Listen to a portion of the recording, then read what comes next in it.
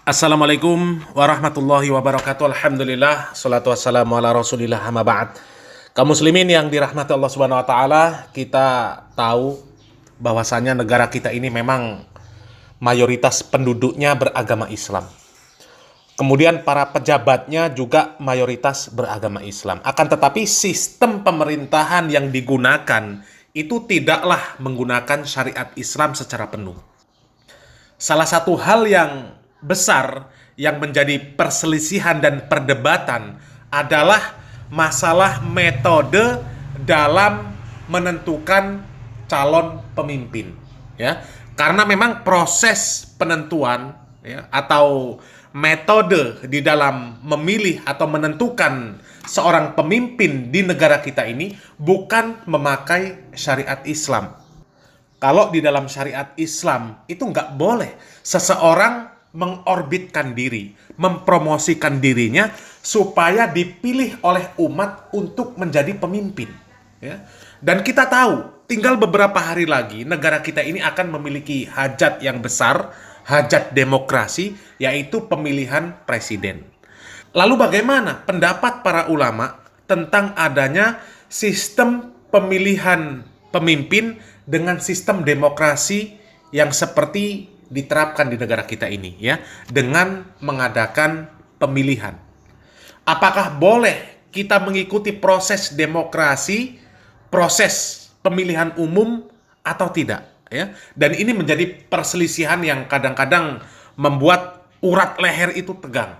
Tapi coba kita simak dulu penjelasan dari Ustadz Firanda Andirja Hafizahullah Ta'ala tentang fatwa para ulama di dalam menyikapi permasalahan ini, ya, supaya urat leher ini bisa sedikit kendor, ya. Dan himbauan kami untuk kaum muslimin untuk dapat menyimak video ini sampai selesai, ya, supaya tidak gagal faham, ya. Kita simak videonya. Kita angkat pada kesempatan kali ini adalah tentang bagaimana sikap seorang muslim dalam menghadapi pemilihan presiden yang sebentar lagi mungkin akan sama-sama kita hadapi. Dan hal ini ya menimbulkan perdebatan di sebagian ikhwan, sebagian akhwat, ya, sebagian kaum muslimin, menimbulkan beberapa sikap. Ada sikap yang mendukung adanya pemilihan, artinya menganjurkan kaum muslimin untuk memilih. Ada sikap yang anti, ya, yang mengatakan barang siapa memilih maka ikut mendukung kemusyrikan, dan ada yang golongan yang tenang, tidak mendukung dan juga tidak menjatuhkan. Ini secara umum adalah kondisi kaum muslimin dalam menghadapi pilpres atau pemilihan umum yang sering terjadi di negeri kita dan juga di negeri-negeri kaum muslimin yang lainnya. Tentunya banyak dari ikhwan dan akhwat yang ingin mengetahui bagaimana sikap yang benar atau yang seharusnya ditempuh dalam menghadapi permasalahan nazilah, yaitu permasalahan kontemporer seperti ini. Dan kita sangat butuh bimbingan dari para ulama yang mereka sudah sering ditanya tentang permasalahan-permasalahan kontemporer. Adapun saya di sini hanya menyampaikan apa yang dijelaskan oleh para ulama, yang banyak sekali fatwa mereka yang berkaitan tentang masalah-masalah kontemporer, terkhususkan tentang masalah pemilihan umum. Para hadirin dan hadirat yang dirahmati oleh Allah Subhanahu wa taala, dan ternyata Majelis Ulama Indonesia juga telah mengeluarkan fatwa. Saya dengar sendiri langsung dari Pak Kiai Haji Khalil Ridwan LC. Beliau adalah salah satu ketua umum Majelis Ulama Indonesia Pusat. Dia mengatakan bahwasanya tugas kami adalah membimbing umat. Umat tidak dibuat bingung, tapi kami bertugas untuk memberi bimbingan dan pengarahan. Oleh karenanya kami telah mengeluarkan fatwa agar umat memilih yang terbaik di antara pilihan yang ada. Memilih yang terbaik di antara pilihan yang ada. Sebelum kita membahas tentang permasalahan ini secara syar'i, secara ilmiah, tentunya kita tahu bahwasanya demokrasi, ya, adalah sistem hukum yang bukan berasal dari Islam. tetapi dia adalah sistem hukum yang diadopsi umat Islam dari luar Islam, yang berasal dari Yunani, yang artinya adalah kebenaran berada pada suara yang terbanyak, artinya hukum dikuasai oleh rakyat, hukum rakyat untuk rakyat, istilah mereka. Hukum rakyat untuk rakyat, demokrasi. Dan tentunya ini adalah cara-cara yang tidak sesuai dengan syariat Islam, karena kelaziman-kelaziman yang batil yang ada pada demokrasi. Di antaranya seperti menyamakan semua pihak, tidak ada dibedakan antara misalnya para ulama dengan orang-orang yang ada di jalan, para pelaku maksiat, semua dianggap sama. Seorang alim yang hafal Quran, yang hafal ribuan hadis, sama dengan seorang pemabuk, nilainya sama-sama satu, nggak ada bedanya. Ya. Seorang yang rajin ke masjid, nilainya sama dengan seorang yang rajin ke bar, nggak ada bedanya. Tidak ada bedanya. Ini merupakan kebatilan. Ya. Dalam Islam tentu tidak disamakan antara orang yang beriman dengan orang yang tidak beriman. Bahkan seorang Muslim disamakan dengan orang kafir. Bahkan seorang Muslim disamakan dengan orang kafir. Dan ini jelas-jelas merupakan kebatilan dalam demokrasi. Yang kedua, yang ini yang lebih parah adalah menimbulkan hukum syar'i bukan dari syariat Islam, bukan dari Al-Quran dan Sunnah, tetapi dari keputusan suara yang terbanyak. Dari keputusan suara yang terbanyak, dan kita tahu bahwasanya hukum hanyalah milik Allah Subhanahu wa taala. Terlalu banyak ayat-ayat dalam Al-Quran yang menjelaskan bahwasanya hukum hanyalah milik Allah, seperti firman Allah, "Inil hukmu illa lillah." Tidak ada hukum kecuali milik Allah Subhanahu wa taala. "Ala lahul khalqu wal amr." Hanya milik Allah. Ya. Penciptaan dan pengaturan, perintah semuanya hanya hak Allah Subhanahu wa taala. Dalam ayat yang lain kata Allah Subhanahu wa taala, "Wala yusyriku fi hukmihi ahada." Dan Allah tidak pernah mengambil syarikat bersama Allah dalam menetapkan hukum. Yang menetapkan hukum hanyalah Allah Subhanahu wa taala. Dalam ayat yang lain kata Allah Subhanahu wa taala, "Wallahu yahkumu la mu'aqqiba li hukmihi." Allah Subhanahu wa taala yang berhukum dan tidak ada yang bisa menolak hukum Allah Subhanahu wa taala. Oleh karenanya terlalu banyak ayat yang menjelaskan bahwasanya hak mengeluarkan syariat hanyalah Allah Subhanahu wa taala, atau melalui Rasulnya Muhammad sallallahu alaihi wasallam. Adapun selain Allah maka tidak berhak membuat hukum yang mengatur ciptaan Allah. Hanya Allah yang berhak mengeluarkan hukum untuk mengatur ciptaannya, makhluk-makhluknya. Dan demokrasi jelas bertentangan dengan ayat-ayat ini, karena demokrasi pengaturan hukum diserahkan kepada suara terbanyak atau majelis pembuatan hukum yang mewakili suara-suara rakyat. Dari sini kita tahu bahwasanya demokrasi ya merupakan kebatilan dan bukan merupakan cara yang syar'i dalam menentukan hukum. Ini disepakati oleh seluruh ulama, setahu saya. Seluruh ulama ijma bahwasanya demokrasi adalah suatu metode yang batil yang tidak boleh diterapkan dalam Islam. Akan tapi kenyataannya hampir seluruh negara-negara Islam mengadopsi dan mempraktekkan metode ini, metode demokrasi, dan ini kenyataan tidak bisa kita hindari. Seluruh bahkan bukan cuma negeri-negeri yang tidak berbahasa Arab, negeri-negeri Arab pun demikian. Aljazair, kemudian Yaman, kemudian rata-rata seperti itu. Irak, semuanya mengikuti sistem demokrasi. Hanya sebagian negara, atau kita katakan hanya sebagian negara yang tidak, sebagian kecil seperti Arab Saudi, demikian juga sekarang saya dengar seperti Brunei Darussalam, ya, yang tidak menerapkan demokrasi. Intinya masalah ini merupakan perkara yang menimpa seluruh negeri-negeri kaum muslimin.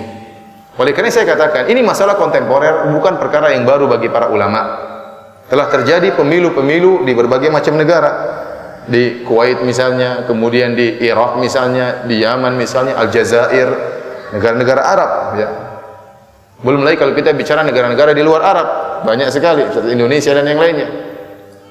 Oleh karenanya para ulama sering ditanya tentang permasalahan ini, dan ini bukan hal yang baru bagi mereka. Oleh karenanya sangat perlu bagi kita tatkala kita berhadapan dengan permasalahan kontemporer untuk kembali kepada pengarahan para ulama yang mereka telah diberikan kekuatan ilmu yang dalam dan pandangan yang jauh, yang telah mengalami berbagai macam pertanyaan, mengalami banyak pengalaman dalam permasalahan ini. Banyak pengalaman yang telah mereka hadapi dan pandangan mereka juga sangat jauh, apalagi permasalahan pemilu bukan hanya satu negara, bahkan berbagai macam negara. Saya katakan tadi, contohnya Kuwait, Jazair, Yaman, Irak, ya, dan yang lain-lainnya. Oleh karenanya perlu kita untuk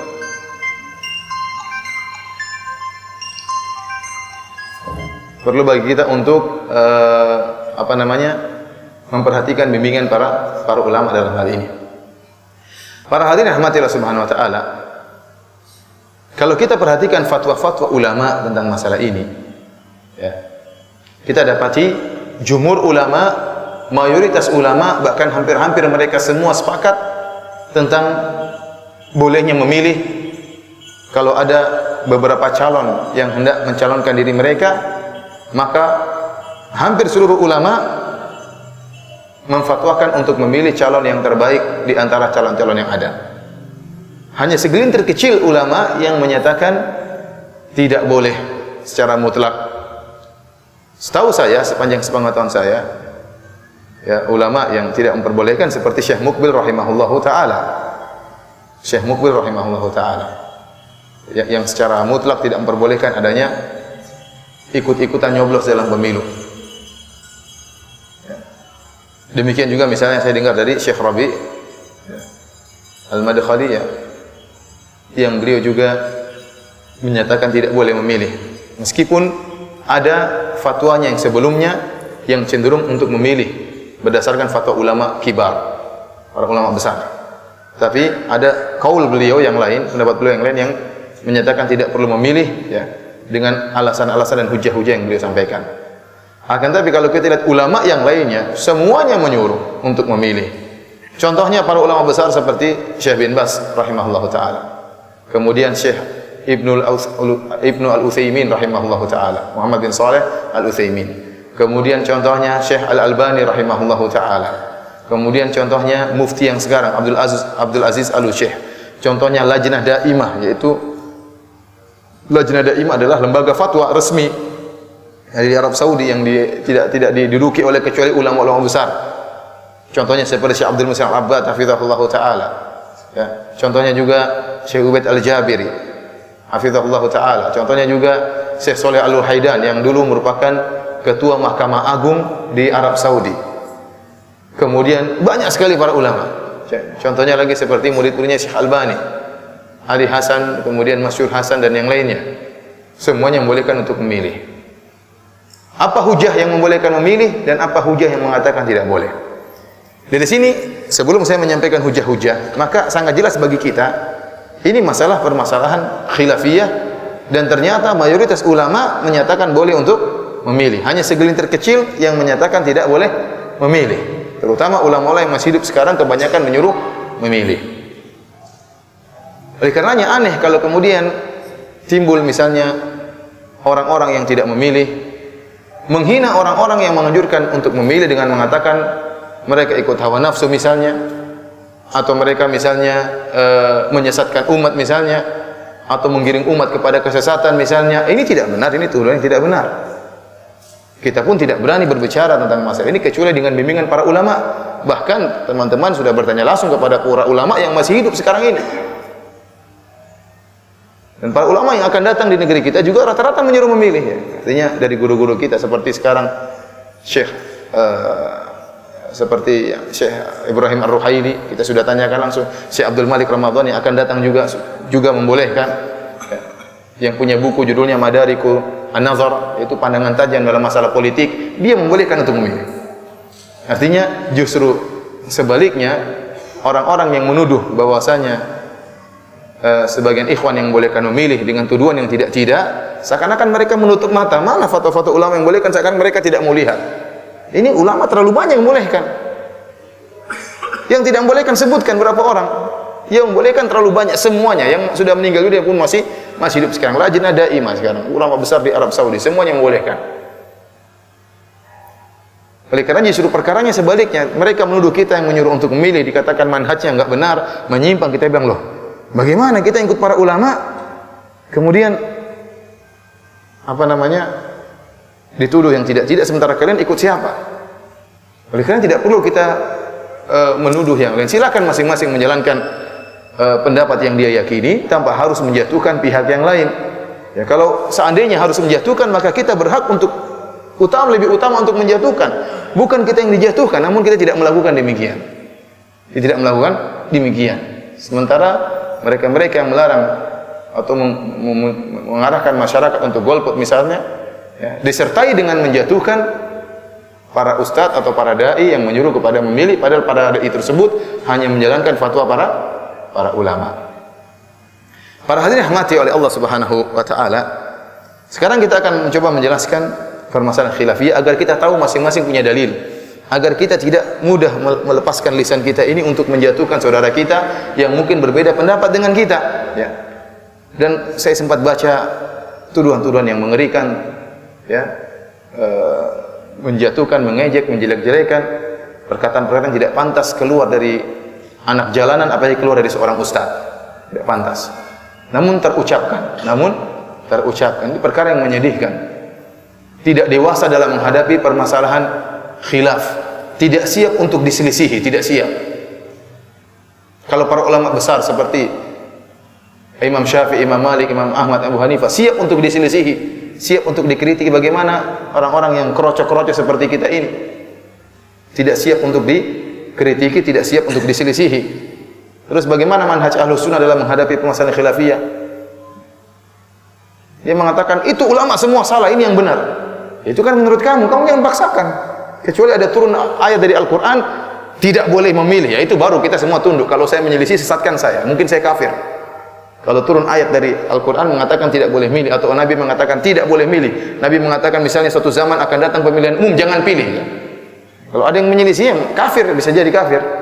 Ini enggak ada dalilnya. Dan para ulama tatkala menilai, misalnya mengatakan boleh memilih, mereka dengan dalil-dalil yang ada. Oleh karenanya pada kesempatan berbahagia ini, saya berusaha menyebutkan seluruh, ya, yang saya berdasarkan ilmu saya yang rendah ini, saya ingin menyebutkan dalil-dalil dari dua belah pihak agar kita menghargai pihak yang lain. Sekarang saya akan sebutkan dalil-dalil yang menyatakan akan bolehnya memilih. Kalau kita perhatikan perkataan para ulama seluruhnya, baik Syekh bin Baz rahimahullah, Syekh Ibnu Utsaimin rahimahullah, Syekh Al-Albani rahimahullah, seluruh para ulama yang sudah meninggal maupun masih hidup, Syekh bin Musa al-Abbad hafizahullah taala, ulama besar di kota Madinah, ya. Gurunya para ustaz semua, rata-rata para ustaz belajar sama Syekh Abdul Muhsin Al-Abbad hafizahullah taala, bapaknya Syekh Abdul Razak hafizahullah taala.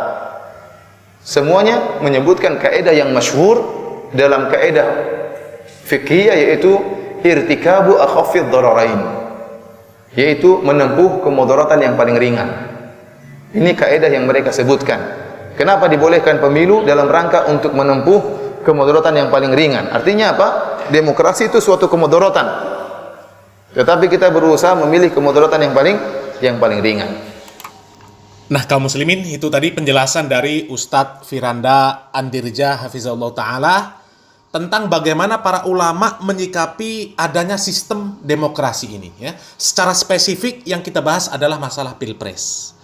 Dan kami tidak akan menambahi dan juga tidak akan mengurangi apa yang disampaikan atau dijelaskan oleh Ustadz Firanda Andirja tersebut, ya, supaya tidak mengaburkan penjelasan beliau, ya, tidak akan mengurangi, tidak juga akan menambahi.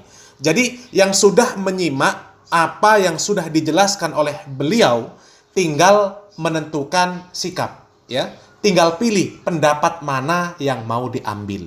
Dan ketika ada orang yang berbeda di dalam memilih pendapat, maka hendaknya kita legowo. Dan semoga video ini bermanfaat. Salam waras, salam akal sehat. Barakallahu fikum. Wassalamualaikum warahmatullahi wabarakatuh.